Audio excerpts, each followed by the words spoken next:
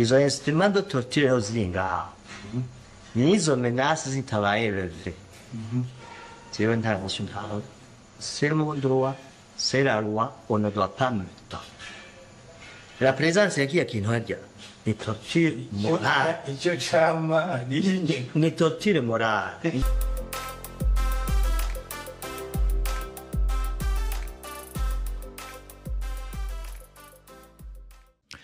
Mwaramutse Uburundi bumaze imyaka 63 bwikukiye twaraye mbere duhimbaje isabukuru y'ukwikukira ku Burundi canke independance anniversaire de l'indépendance du Burundi. Muri iyo myaka 63 iheze hari ibintu vyinshi cyane vyahindutse muri kiya gihugu cy'u Burundi,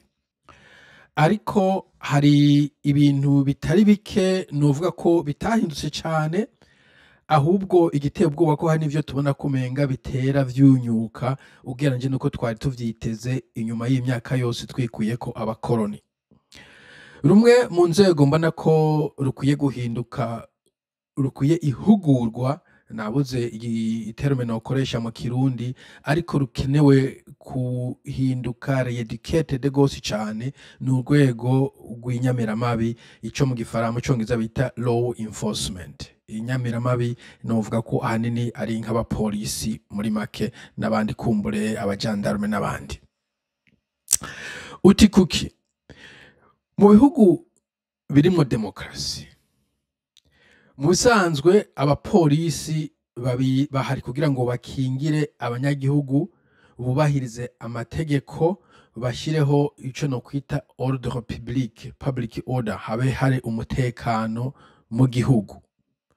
Si abantu baba baje kudomina abandi, si abantu baba baje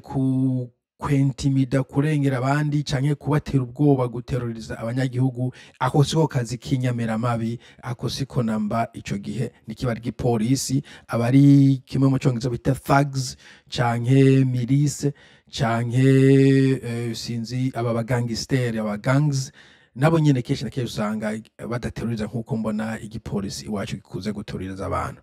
Ico rero bakimenye, mu bihugu mu congiza twita public servant, donc n'abakozi bakorera public, ni nk'abashumba bacu, kumbura abashumba n'igiterme kiremere mu Kirundi, ariko nico kimwe n'urugero cyo kimwe n'umwarimu, ndacu polisi ari umwarimu, nico kimwe n'umunesi, umuganga bavura, nico kimwe n'ujya muntu atora umucafu kwibarabara akoreshwa na city council, nabo ni public servant, nico kimwe n'undi muntu wese ari gukora akazi ka leta ahembwa n'amafaranga twatanze, tax money, kugira ngo igihugu kibandanye umu wese muco yashinzwe. Na gato kirazira ko yigira yumva ko ari hejuru y'abandi, niko polisi mu bihugu bizima ikora. Icya kabiri, nta numwe yateza kuba akora akazi ka law enforcement kuko inyamiramabi atari muri abo. Nukuvuga yaba izo mbona kura wumva nta kazi k'igipolisi bateza kuba ashinzwe gukora. Naho bosanga umunyagihugu yakoze ikibi, haba hoteza kuba hari nomero agahamagara polisi akaba yiza gukora ako kazi yagenewe. Nta musitanteri ntarikuriwe gukora akazi ka polisi. Musitanteri afite akazi kiwiwe ka administration, iyo bibaye ngombwa ko nk'akaroro hagarika umuntu, ico gihe atuma ko polisi abicisha mu nzego zisanzwe, polisi nikora ivyo bintu. Y'abanyumba 10, y'aba chef de zone, y'aba chef de quartier, nta muntu aza gukora akazi k'inyamiramabi atari mu nyamiramabi, kuko urumva nkuko nabivuze public servant umu wese akora kiwiwe. Kujya nawe utoja muri classroom ngo nje kwigisha no muzi cyangwa uje kwa muganga ngo no musi nje ndumunese ku bino bitaro, ivyo ntibikogwa n'akazi, igihugu cyo kiba akajagari. Bo ica gatatu novuga nuko mu bisanzwe mu bihugu mu vy'ukuri mu mahoro n'umutekano na demokrasi, kugira ngo umuntu bamwarete n'ikintu ni mu bihe bikomeye cyane, bigoye cyane, kuko nkuko nabwo nkajewe ata muntu nzi mu izina canke twakoranye cyangwa ngo numva ngo naka bamuhagaritse.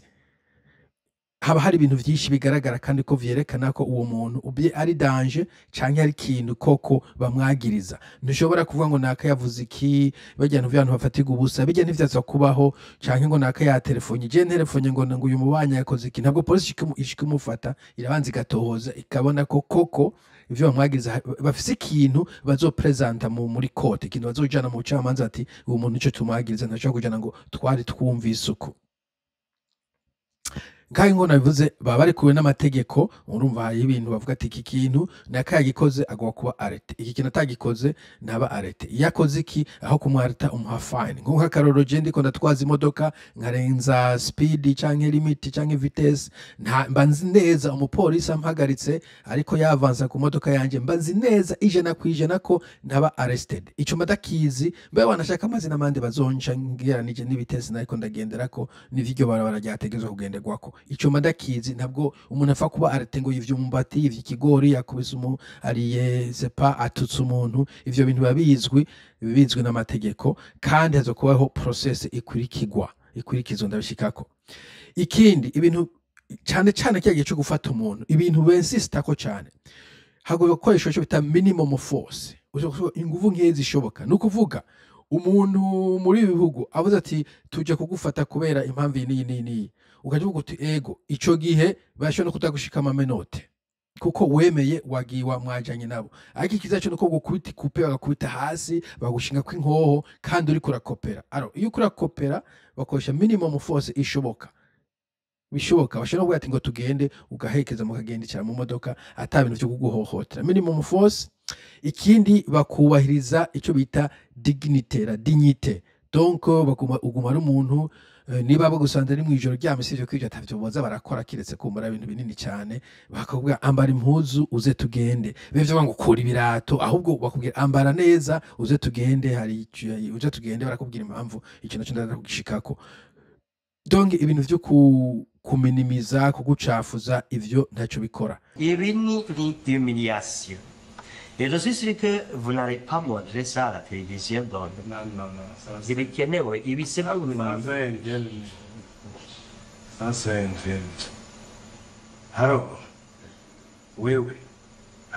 ikindi nyamukuru bijya vyo ngo ufate ukimenya hashitse ngo icyo tumikoze ukimenya hashitse navyo mu matangazo y'u Burundi no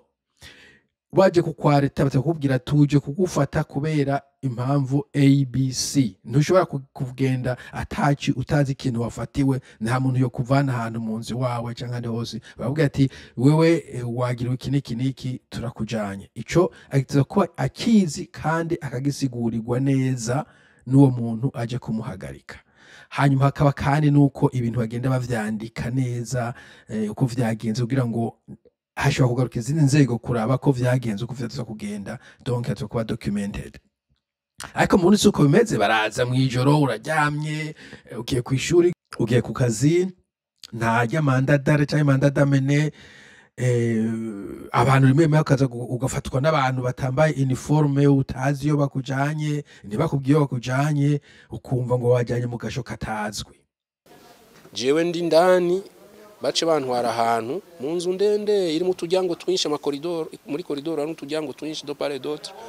ndibuka ko banyije mu kajyango k'indwi ya droite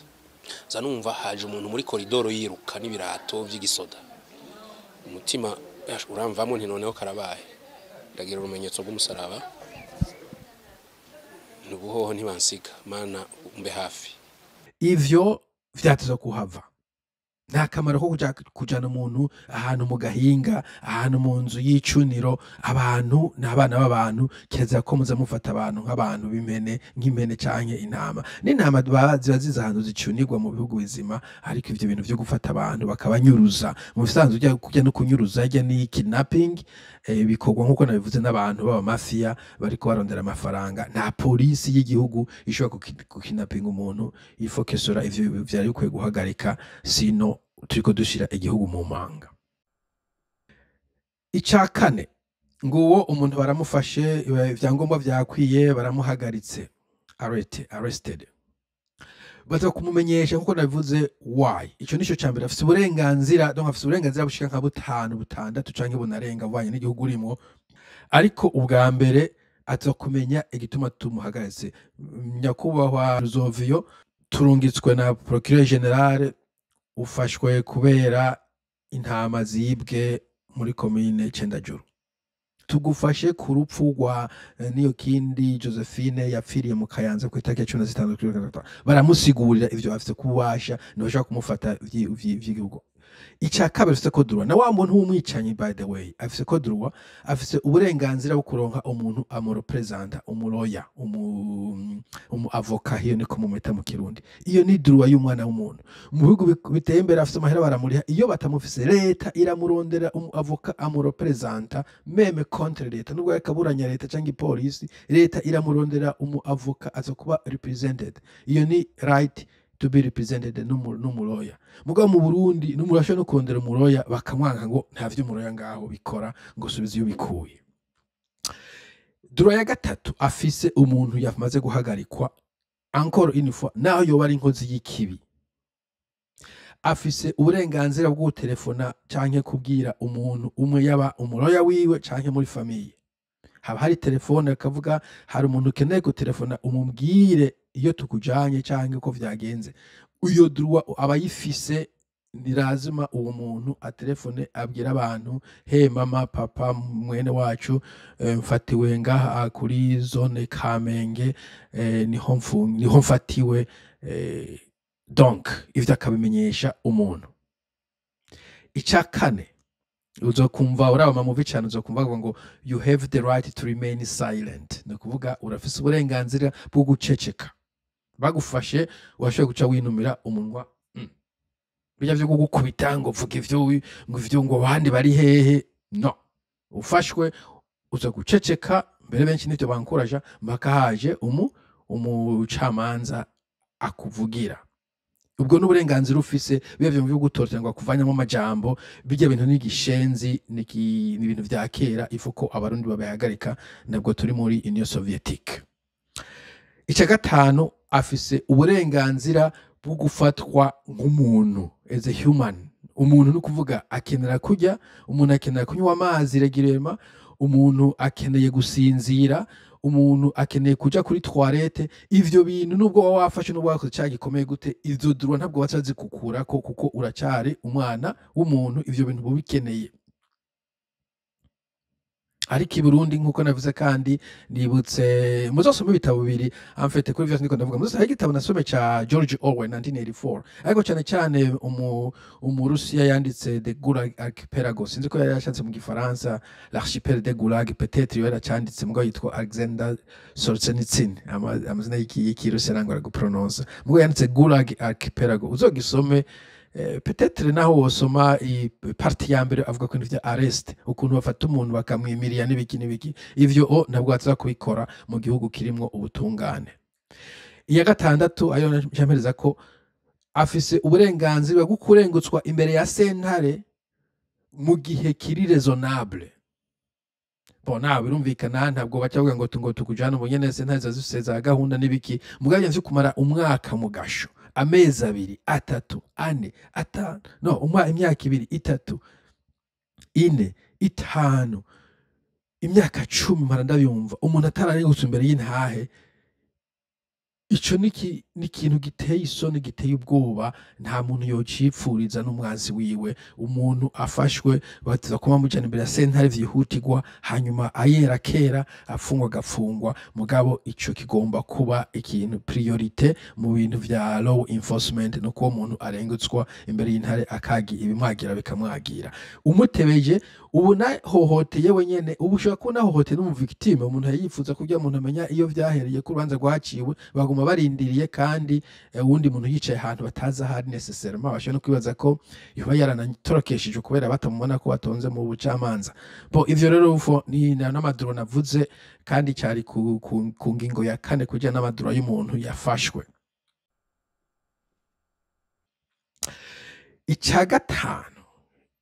abarundi dukwiye guhindura tugaheba burundu ibintu vyo gutortira ibintu vyo kuboreza igufa uri kurara ibintu abantu bakorerwa ngaha ama testimony abantu bamenye mu majisho abantu bavunye umugongo abantu batakija kuri toilette kubera babanonye canke batakivyara kubera ni ibintu biteye isoni. Abarundi mu bihebe mu bisezere ifoko twevoliwa niba hakenewe ko abapolisi basabwa training mugende murondera abantu mu Bubirigi mu Faransa ahantu mufise amakoperasyon baze bigishe igipolisi ingene batretinga umuntu iyo wamaze kumufata abari mu maboko yawe nta bakirukira nta bubasha bafise nta menya bagifise ngo yona kujya kubera iki uguma umujonjagura. So ivyo babihebe ivyo gukubita umuntu byo gukubita ivyo n'ibintu n'inkabo ntizigikubitwa kuba zikunda ku bantu baborozi binga nazo nyine bazikunazo nabwo bazikubita ivyo kumubuzu itiro umuntu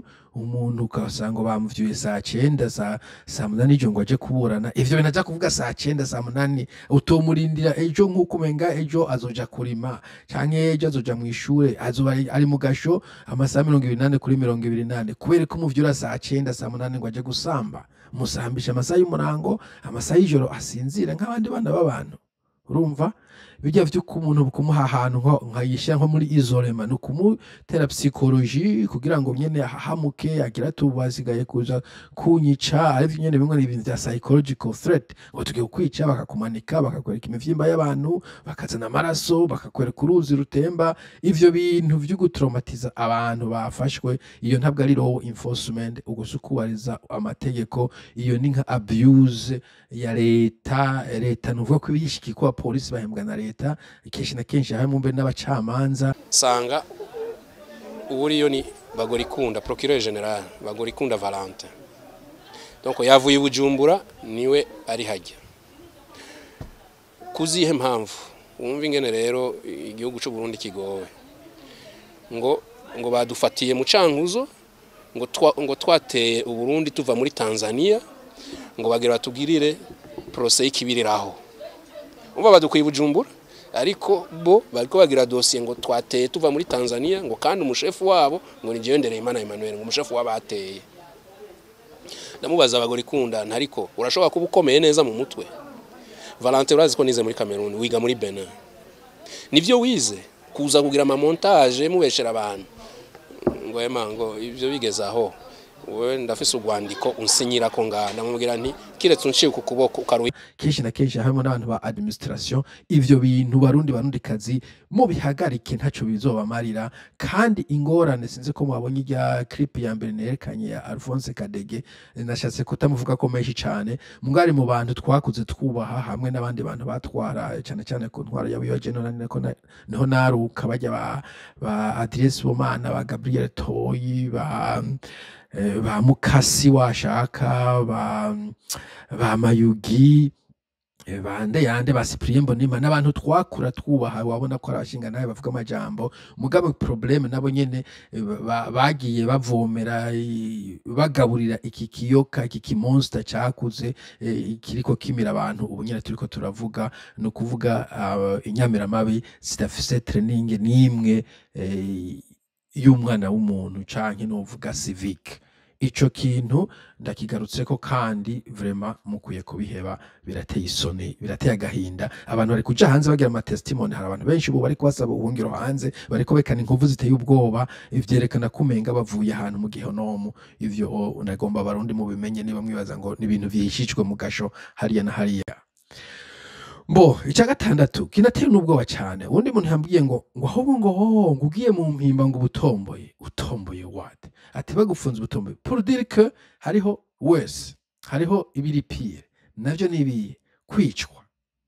kwicwa atakintu